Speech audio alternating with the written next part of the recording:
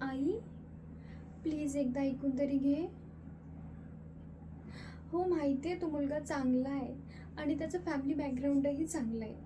पण असं नाही आहे ना गं, की मी त्याला लगेच हो म्हणू.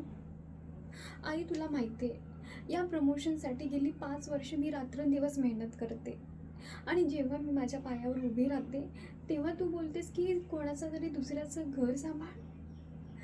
का? मी एक मुलगी आहे म्हणून? नाही आई, मी उद्धटसारखं नाही बोलत आहे.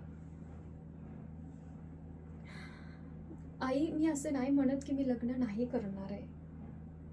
आई, माझी पण काहीतरी स्वप्न आहेत.